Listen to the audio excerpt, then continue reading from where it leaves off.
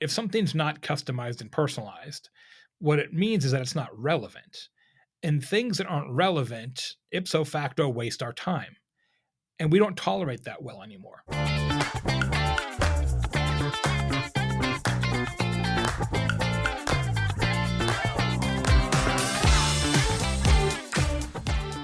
Hey everybody, this is Jeremy Tiers from Tutor Collegiate Strategies, and you're about to check out the latest episode of the Mission of Mission podcast, a show that's designed to help higher ed become better recruiters, communicators, marketers, and managers.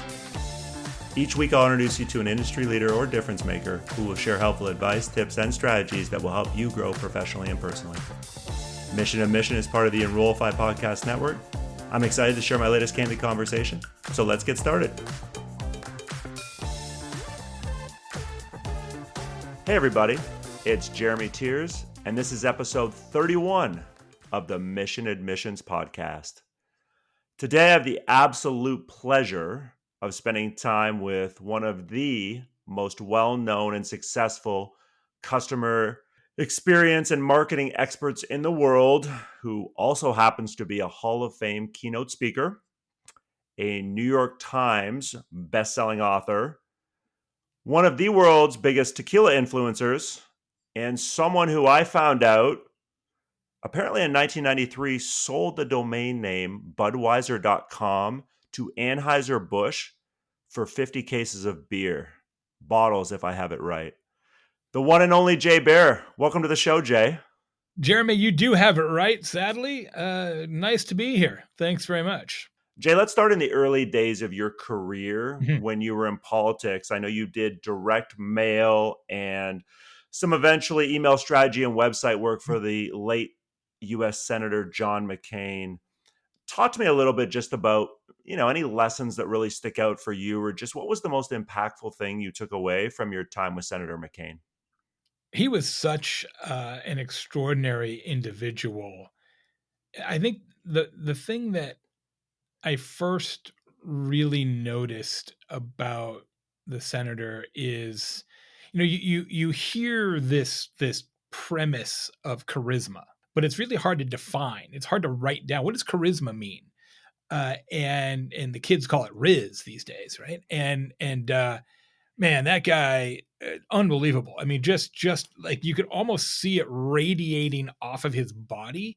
It's like this magnetism and strength, and super funny. Like, people who were around him really know this, but most people don't. Like, hilarious, funny, irreverent guy, but also crazy temper. Like, not a boss you wanted to disappoint, because he would let you know it. That's for sure. But it was a real privilege to work for him, and my wife did as well at the same time. So it was a long time ago, but fond memories for sure. Oh, I appreciate you sharing that. And I've got to believe there are some things that you applied, either digital strategy, web strategy, whatever it was back in the day, that Yeah. still 100% are applicable today. Anything completely, Oh, pop right away? 100%. And I mean, I wouldn't be here, literally. So politics is all about segmentation.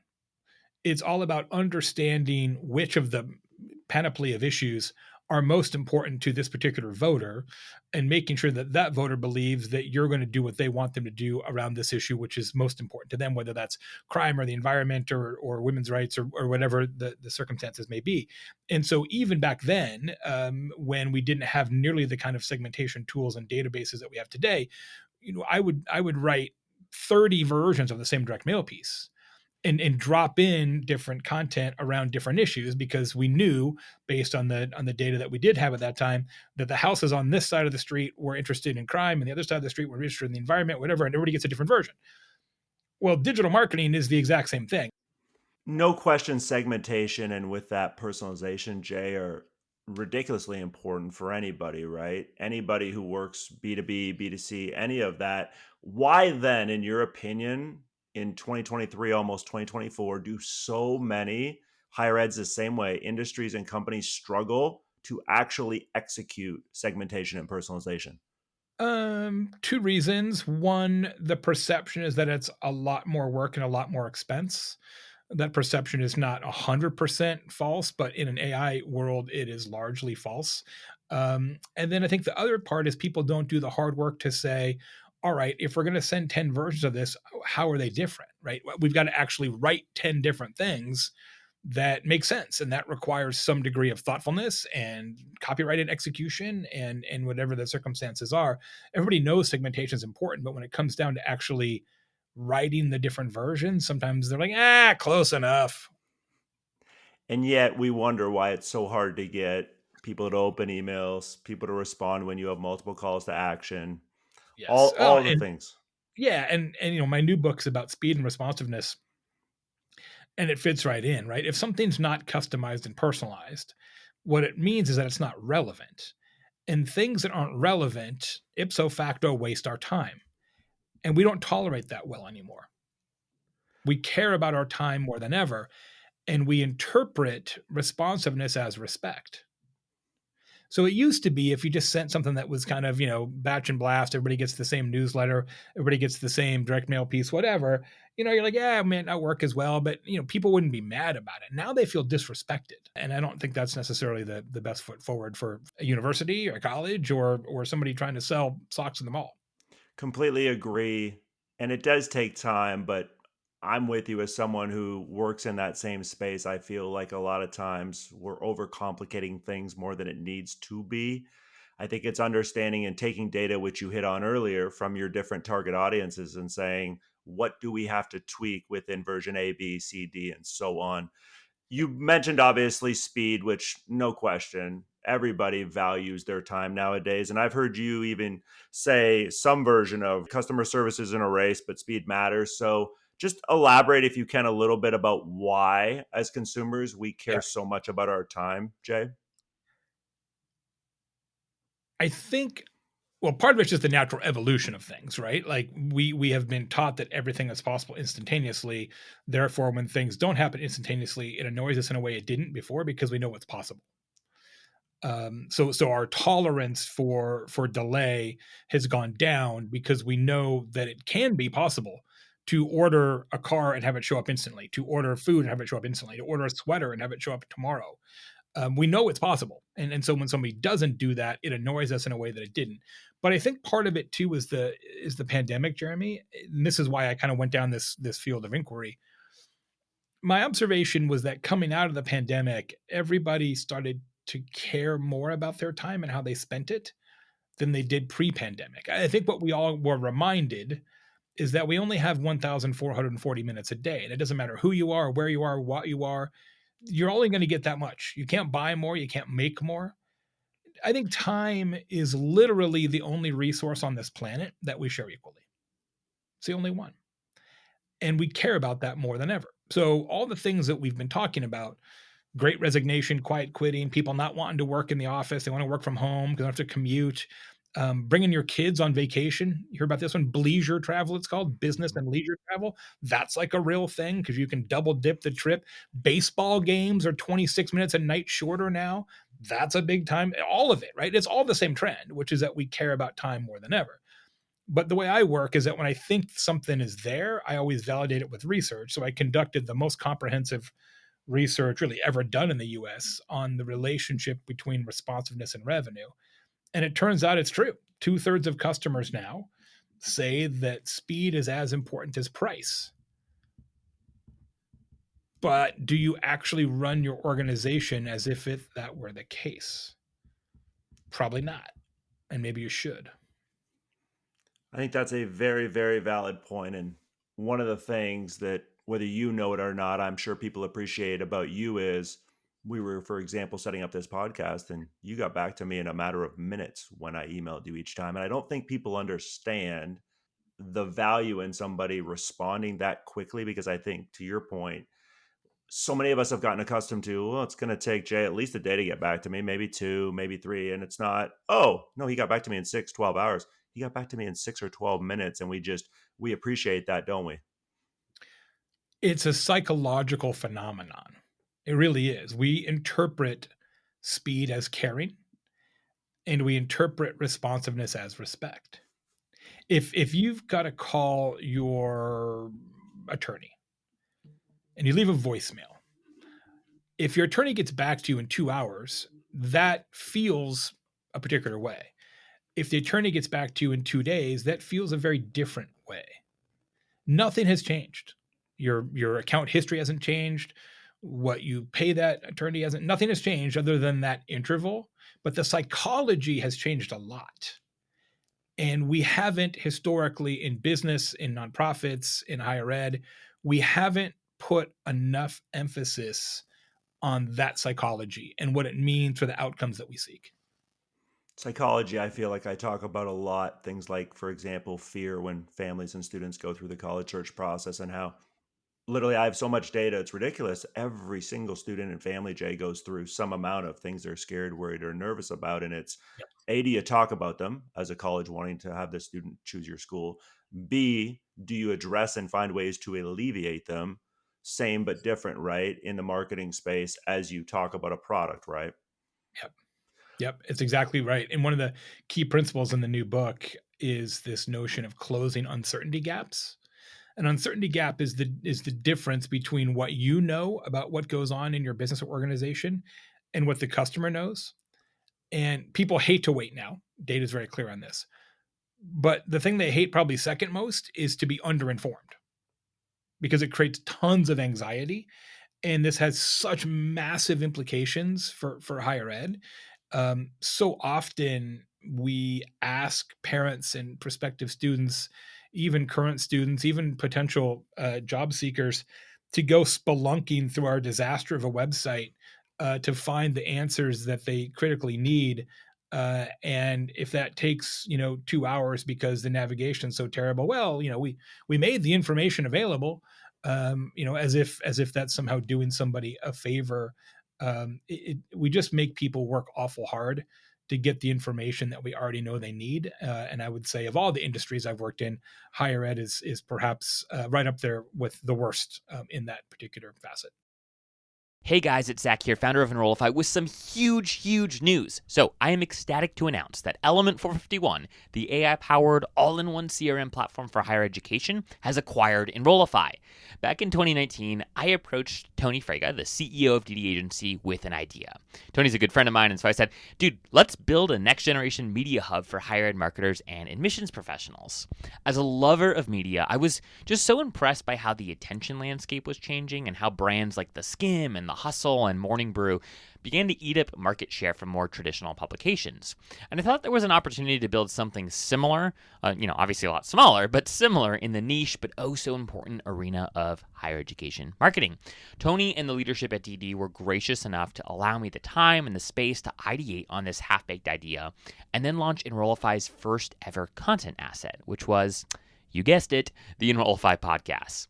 Since then, Enrollify has grown into one of the most trusted resources for candid higher education marketing content in the industry, and we've welcomed industry giants like Terry Flannery, Jamie Hunt, Allison Tercio, Eddie Francis, Dave Kibbles, and Jeremy Tiers, just to name a few, into our network of creators. As we started thinking about the next chapter of Enrollify's life, it became clear that it was time for Enrollify to scale. I'm pretty good at building things, but scaling things is a skill I'm still working on. When thinking about who could take Enrollify to the next level, I felt as if Artis, Mallory, and the leadership at Element 451 were uniquely qualified to inherit the brand. Element has actually been a part of Enrollify's story since the very beginning. They were our second podcast sponsor ever. They have invested in almost every experiment that we've ever run. They ship product faster than any other ed tech company I've ever met. And perhaps most importantly, Artis and the leadership team invest seriously in thought leadership and education. Building Enrollify has been the most rewarding experience of my professional career to date, and I couldn't be happier to collaborate with the Element team as we seek to take Enrollify to the next level. And don't worry, I'm not going anywhere just yet. You are not through with my lovely voice just yet. But if you've found any value in Enrollify over your years of tuning into our content or watching our videos, it would mean a lot if you could share a kind word or two about how Enrollify has helped inspire you or helped teach you something new about marketing on social media. It would really mean a lot to the whole Enrollify and Element team, but to me personally as well. So if you've gotten any value of any of the content that we've ever produced, share a quick story or a quick thought about us on social. That would be wonderful. Well, thanks so much for being here, guys, and get ready. We've got so much in store that I can't wait to share with you all soon. But for now, back to the podcast. Yeah, I have to unfortunately agree with you. I can tell you there are definitely some amazing people doing some amazing things, but we're nowhere near as an industry where we need to be completely customer Yeah. centric and customer focused in 2023. I am curious, Jen, anything that really during your research you just alluded to a few minutes ago, anything really surprised you as you were doing all that research? Okay, check this out. Yeah, a few things, but the one that I couldn't believe, and I had to revalidate it and retest it. The most patient generation, the group of people that is willing to give you a little extra time to respond, Gen Z. And I didn't see that coming because I have two of those. And the word I use to describe them typically is not patient. That's not the word I seek hurt. The least patient generation, boomers. Is this because boomers have less time left? I don't know, but as a researcher, the math adds up. It could be true. But I find it fascinating because I have been in so many conference rooms in my life with clients where somebody, maybe even me, has said something like this. Well, most of the stakeholders for this particular business are older, they're retired, whatever. So we don't have to get back to them very quickly because they got plenty of time. And it turns out the exact opposite is true. They are retired, so they have nothing else to do other than wondering where the hell is the thing I need, right? So um, I just find it really fascinating, and even in a higher ed context, right? Like I have sat in meetings with higher ed clients where somebody says, "Okay, well, we got to make sure that we respond to the student fast, and we can respond to the parent later." And it turns out that maybe that's opposite of what we should be doing. I just found that really interesting. I do, as well as somebody who has a daughter who is right on the edge of being between, Gen Z and Gen Alpha, which obviously is coming right behind. I would be curious to know when it comes to getting somebody's attention, Mhm. right? We were talking about these different generations. Whether it was that research, Jay, or just anything else in your career, have you noticed, oh, you definitely have to do something different, for example, with Gen Z than you do, besides speed, for example, with boomers, with Gen X versus, oh, and Gen Alpha, we're already seeing this. Anything just top of mind? Well, I mean, one of the things I would point to, and I've had this conversation with a lot of higher ed folks, is we have to break higher ed's addiction to email as the communication coin of the realm because students hate email. They hate it. The New York Times did this amazing study 2 years ago where they interviewed all these college students, and it was like 11% or something actually enjoyed or wanted to receive emails. And the poll quote in this report was, and this is an active college student. She said, "Every time I get an email, I feel like I'm being stabbed. It's just something else to do." My son's a great example. He just graduated from Indiana University in May, just started his very first job in New York City last month. He has 4,300 unread emails. And I'm like, "Ethan, what are all these emails on your phone?" He's like, "I don't know. I never check it." I'm like, "Evidently." But responds to text instantaneously, responds to DMs instantaneously, right? Responds to Slack instantaneously, Discord instantaneously, right? It's just a different contact modality preference. But yet many higher ed institutions sort of feel like, well, we use email and faculty uses email, and we've all been using email all this time, so let's just keep using email, and the parents like email. And I think it's a mistake. I really do. So then what advice do you give higher ed when they say, but wait, we survey our students, we see Mhm. surveys that are done nationally with Mhm. fairly sizable and broad different groups that say students prefer email as a primary way to communicate. They don't want text till later in the process when they've developed a Mhm. relationship. Just any thoughts then on, all right, well, then how do we take that data and the data you just talked about Yeah. and find that, in between that makes the most sense? This is true not just for students, but for all customers in every category. The right answer is that there is no right answer. The right answer is they get to pick. Because even within the realm of prospective students who are going to matriculate in fall of 24, there's a lot of nuance, right? Different kids have different technology savvy. They've got different connectivity possibilities in their own home. They have different. They might have a phone. They don't have a phone. They've got a good phone. They don't have a good phone. I mean, there's just a lot of nuances there, right? There's socioeconomic differences. There's a lot of differences, and so the right answer is when somebody first becomes a contact in your CRM, you should say, how would you prefer that we communicate to you? Would you like us to mail you stuff? Would you like us to email you stuff? Would you like us to text you stuff? Would you like us to hit you with an Instagram DM? Like whatever, you let them choose. That to me is the actual right answer. And I understand that's not as easy to execute as I just made it sound, but it's a hell of a lot easier to execute now than it was 5 years ago. So it's totally doable. I also wonder, real quick, any quick thoughts on this? How much of email saturation is, oh my God, you send me the dumbest emails, you repeat the same things. It sounds like you're vomiting information the entire time, and there's no clear, like, Yeah. what am I supposed to do with this? Precisely. And I would also say, as somebody who still gets a lot of emails from higher ed, both as a an alum and as a parent and as a consultant, they're so long. Right? It's like, hey, we're sending this email, so let's make sure that we include everything in the email. No clicks will be necessary because the email itself will be multiple web pages of content. And I get that. I understand why that happens, both from a design standpoint and frankly, an internal political standpoint. But it's not a best practice in terms of how people consume information typically today. Yeah. And the average attention span, right? All the data's out there is 7 to 9 seconds. Yeah, which is, one screenful essentially. Yeah.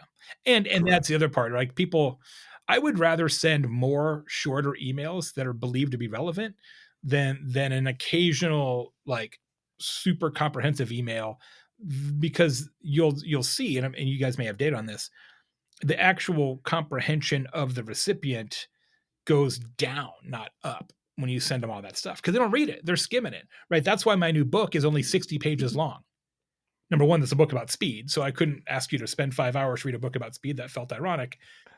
But two, I'm a big enough person to admit, despite the fact that I've written multiple best-selling business books, people don't read business books. They don't.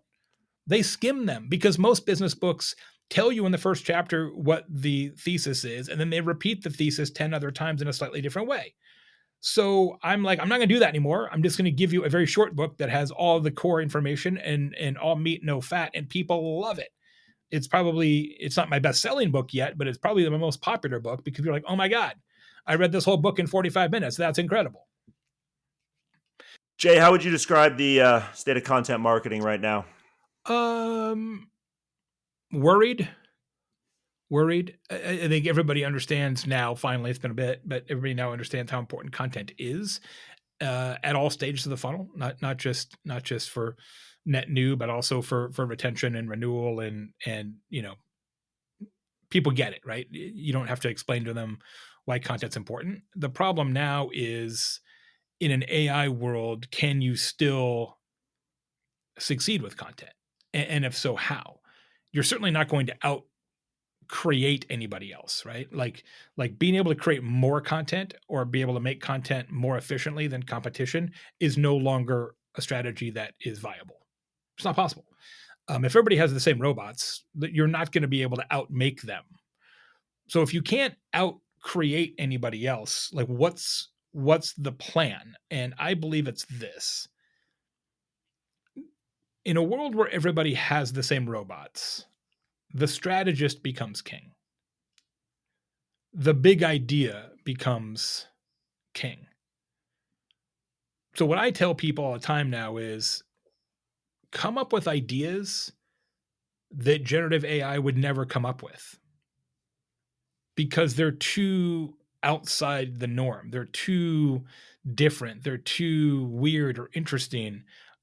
I think organizations that are willing to really paint on a different canvas are going to be the ones that succeed with content marketing going forward because everything else is going to be democratized and commoditized to the point that it's just all going to be kind of like mush. So I think this is the time to get really creative. In fact, one of my friends is a CMO of a very large B2B software company. And he's starting to hire people now for his marketing team who do not have marketing backgrounds. He's hiring poets and sculptors and singers because they're trying to come up with ideas that nobody else would ever come up with, including AI. And I think that's a really, really smart approach. So I have to believe, but obviously I'm curious to get your thoughts. You become a better storyteller. That's probably one of the ways Yep. to differentiate yourself. And so give us some thoughts. I mean, what makes a good storyteller? I would say first and foremost, it's understanding the story listener. Too often we think about, I'm going to tell you my story, as opposed to what story do these people need to hear. So I think it's just sort of the sequencing is important. I'll give you an example. So Cortiva, you probably know those folks are a huge agri-sciences business, big presence in Indianapolis. One of their companies, actually several of their companies, but one of their brands that they own makes seed, right? They manufacture corn seed. What most people do in that industry is they have a ton of content marketing around seed. Like, here's the different kinds of seed, and then here's what happens if you grow our seed versus the competition seed, and look how tall this corn is, and wow, this corn's amazing. And if you fertilize it this way, and here's a data sheet, and here's like a configurator, and it's like all the different stuff you need to make a smart corn decision. Cool. Well, the cab doesn't do it this way. They actually have a whole program on Facebook in particular, and it's called Farm Dog Fridays. And all they do is tell stories every Friday about actual farm dogs. Because do farmers care about corn seed? Totally. You know, they care about more than corn seed? Farm dogs. Farm dogs. So they focus on that. So I guess the way I would answer this question is probably not how you want me to answer, but that's okay. If you're trying to tell an effective story, give yourself permission to transcend the transaction. And that's one of the problems I have with higher ed. Most of the stories that higher ed tells are about coming to school here. And the actual college experience is about so much more than that. And the best colleges and universities give themselves permission to tell those stories. You know, even if it doesn't happen, like uh, um, NYU does this, University of Arizona, where I matriculated, does this as well. They tell a lot of stories in their content about just kids doing stuff in town. Like, you know, here's what happens in downtown Tucson, which has nothing to do with campus, but this is where all the fun happens, right? And a lot of times we think like, well, this isn't happening in the borders of campus, then it doesn't actually exist, or it's not inside our remit to tell those stories. And I think that's a really short-sighted viewpoint of what your role actually is as a storyteller. People influence other people. We all make decisions the way we feel, right? Yeah, exactly. It's all about feelings, right? The only way you can succeed with content now, and I mean this sincerely, is to create some kind of emotion. Every piece of content you make has got to make somebody mad or sad or happy, you know, or some related emotion. And if it doesn't, frankly, you're just wasting your money. And because I feel like not just within higher ed, but other companies and different industries, Jay tells so many different stories. Thoughts on, are you better off telling one story about your company or one story about your campus over and over versus telling like Mm, 60, 16, 25? great question. Um, I think the answer is both, and let me parse it a little bit. Um, you need to have a story, and I'm going to use the word story kind of loosely here. You need to have a differentiator, or as I would call it, a talk trigger in one of my previous books about word of mouth. You need to have the thing that people will actually tell stories about, right? The thing that's the pass along tale. So, University of Louisville has this thing. I think it's Louisville, and I apologize if it's somebody else. Where when you go on a campus tour, they have the tour guides like, okay, we're going to show you all the cool buildings on campus, but the most important thing that I really want you to look out for is the albino squirrel, because we have an albino squirrel on this campus named Felix or whatever, and it's amazing. You've probably never seen an albino squirrel, but if you do, stop the tour, tell me, point it out, whatever. And if anybody sees the albino squirrel on the tour, everybody in the tour gets I saw the albino squirrel at University of Louisville t-shirt on the way out the door, right? So it's amazing. And so nobody talks about the library, nobody talks about the dorms, but everybody talks about the albino squirrel, right? So you got to have that like signature differentiator talk trigger. And that one, you just milk that sucker every day, right? It's the giant menu at Cheesecake Factory, right? It is the storytelling coin of the realm. That's that you got to have that. Then underneath that, you've got to have a bunch of other stories that are circumstantially resonant, right? You got to have stories about dorms because that's something that people really think about. You got to have stories about dining hall because that's something all the things that people are worried about, you got to have stories about those things. And you're not going to get huge reach on each of those stories, but it doesn't matter. It's not about reach, it's about resonance. As someone who lived in Minnesota for years, albino squirrels are real. I saw many of them in my time up there. Unsolicited testimonial right there. There you go.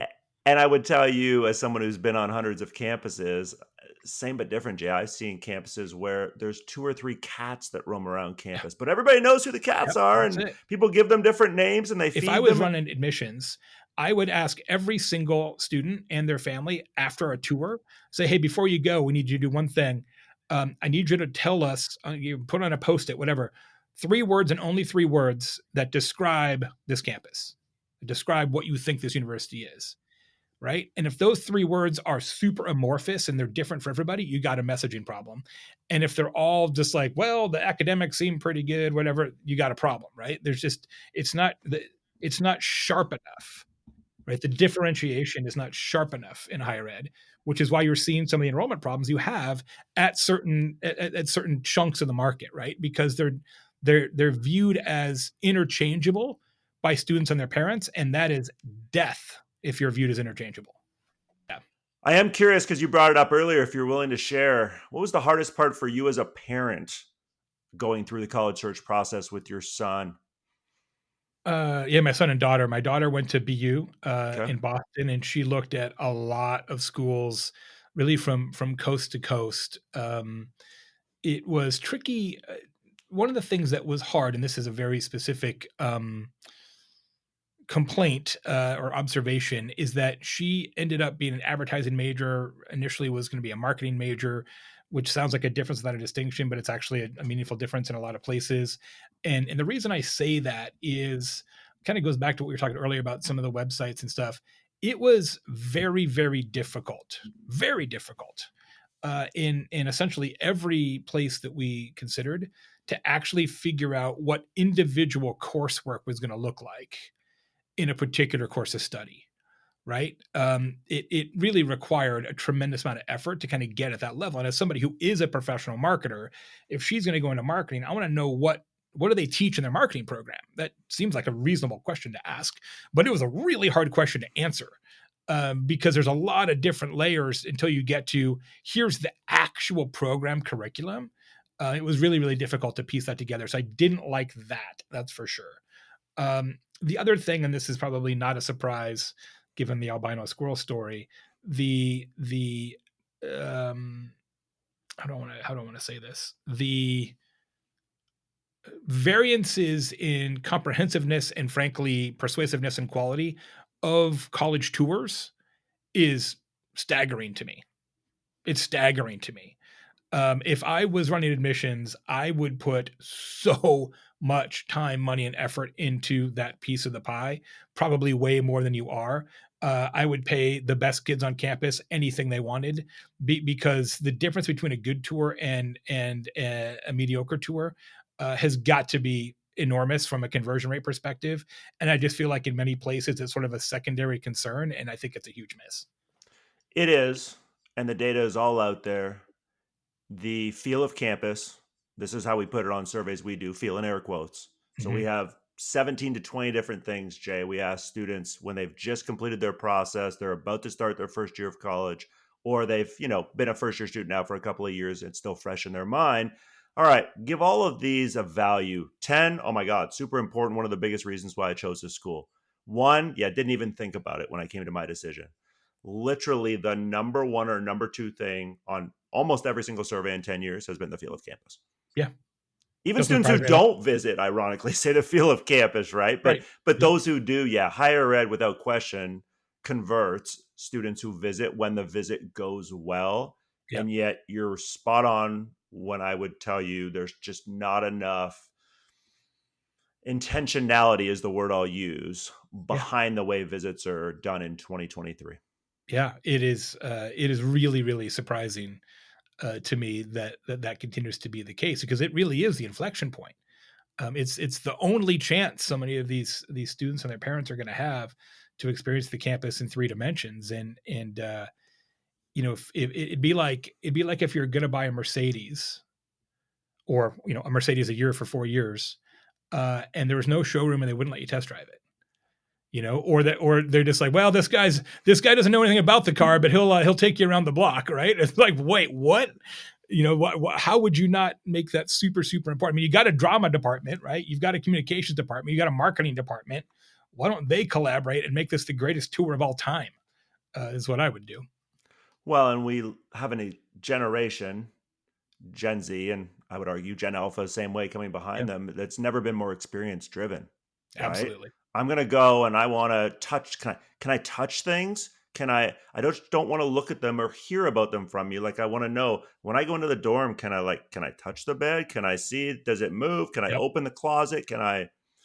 And to your point, it's very much a standard. Here's a room. Maybe you can live in it. Maybe you can't. It's probably the nicest one we have on campus, and you probably won't be able to get that until you're a junior or senior.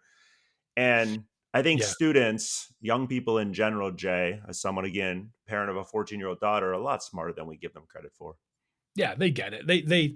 They know when something's being polished and put on a pedestal. They're much more wise and cynical about that kind of stuff than people in our cohorts were. They just been raised to be critical thinkers in a way that we weren't at that same age, which I think is probably a net positive.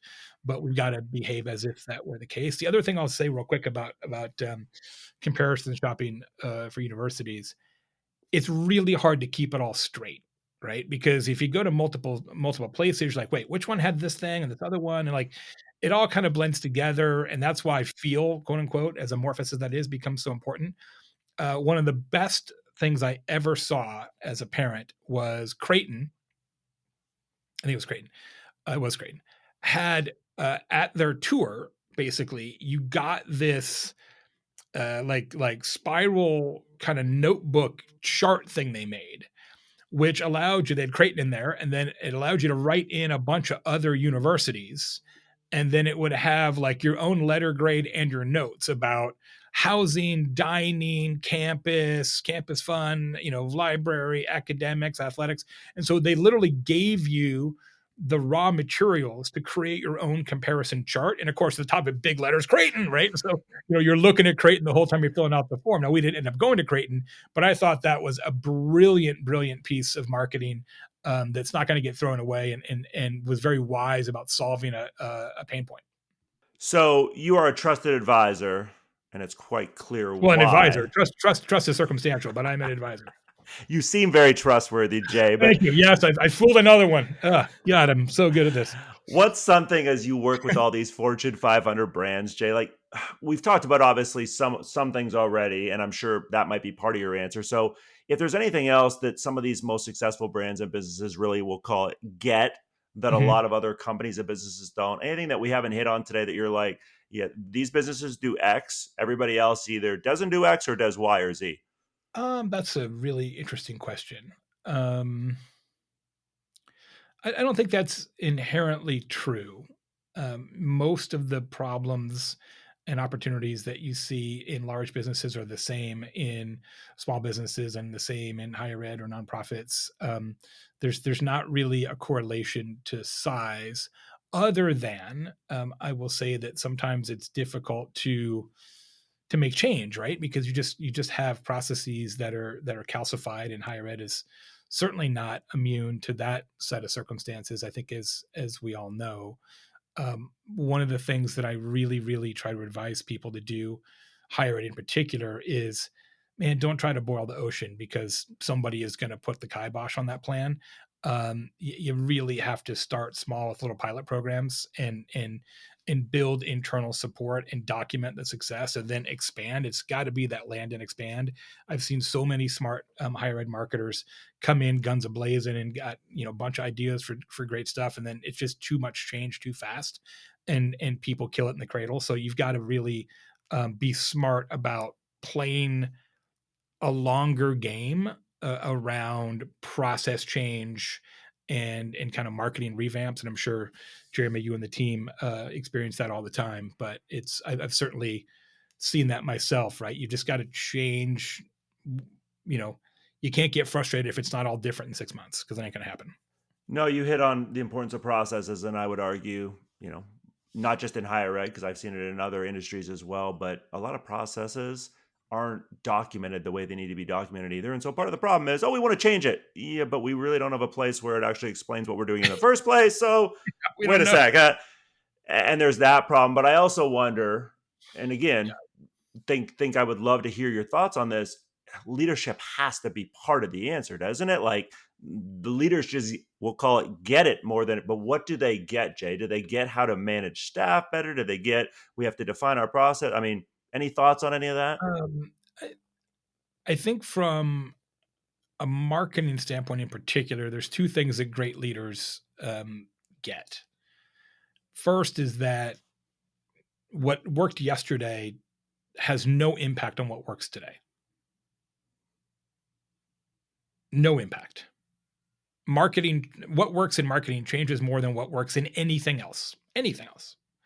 I truly believe that. So we used to do it this way, and it was really successful. Is really a waste of a conversation, because the tactics change, the customer expectations change, the technology changes. You've got to start sort of a zero sum thought leadership and across the board. And then the second thing that great marketing leaders understand is that their preferences are immaterial.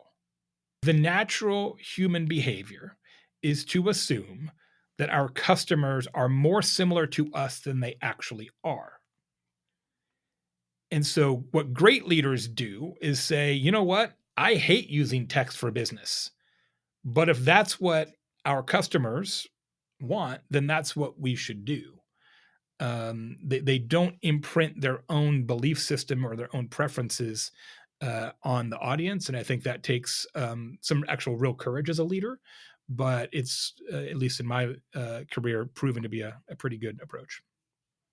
The final thing I want to ask you, Jay, a lot of what we've talked about, and I appreciate you sharing all the different examples and analogies you've given, is going to require change, Mhm. big or small. I would argue with change, even without change, is going to come failure. So, thoughts on, or even better question, how do you deal with failure? And what advice do you give when people ask you, Jay, help me deal with failure a little bit better? Oh, I think it starts at the top. You have to budget for it. I mean, literally, you need a failure budget, right? You need to say, okay, 15% of what we do isn't going to work at all, but that's so that 85% can work better. You gotta have that baked into the whole equation, especially from a marketing standpoint. When things change all the time and what works, tweaks all the time, you just have to assume that it's not going to work. At which point, it's not a failure. It's just tomorrow's success, right? All you're doing is, look, a failure isn't a failure. You're just ruling out an option for next time. So I think it's just how you look at it, right? A failure is only a failure if you look at it as not tied to anything you do in the future, which is not how marketing works, especially not higher ed, where you're essentially doing the same thing all the time, year after year. You're just doing it in a different way. So I think the real advice I would have is interpret failures entirely differently and assume and budget for the fact that they're going to happen. And then it's not about did it work or not, it's about what did we learn so that it's going to be better next time. So, and that again is certainly where leadership has to play an important role. You just got to change people's eye level a little bit sometimes. anything you would add if I'm an individual listening to this and I'm not in a position of leadership, but I'm like, okay, that makes sense. But so are you telling me that even individually, I have to understand 15 to 20% of my ideas aren't going to work and I have to be okay with that? Or just anything you would add on that if it Yeah, was an no, I think individual? that's exactly right. I mean, I do nothing but come up with ideas, and a lot of them do not prove to work. But that's okay, because that's just the testing ground for the ones that do work. And I will say this, and I mean this sincerely. I'm not trying to be draconian or alarmist, but if failure is a problem for you, you probably shouldn't be in marketing. Truly, because it's all about fail, get better, succeed. Fail, get better, succeed. That is marketing in the modern age. And if the failure hurts you personally, you should probably be in something where you've got fewer variances in outcome. Yeah. Growth requires failure, right? Literally, yeah. That's not just sloganeering. That's literally true. Totally agree. Totally agree. Jay, I end every episode with something I call fun rapid fire. So I'm just going Okay, to give you a handful of things and I I'm want some ready. quick feedback for you. All right. Okay, yes, ready. Better college town, Bloomington or Tucson? Bloomington, because Tucson isn't really a college town. First place you ever gave a keynote speech was? Oh, that's a great question. Let me think about that for a second. Uh, well, actually, it was Tucson, ironically. Storyteller that you really admire, Jay. Storyteller that I really admire, Mike Birbiglia. Mike is a stand-up comedian. Also, does a lot of sort of one-man show style comedian sets. Also, an author, often on This American Life and The Moth. He's got a brand new Netflix special called The Old Man in the Pool. Just came out this week. Amazing.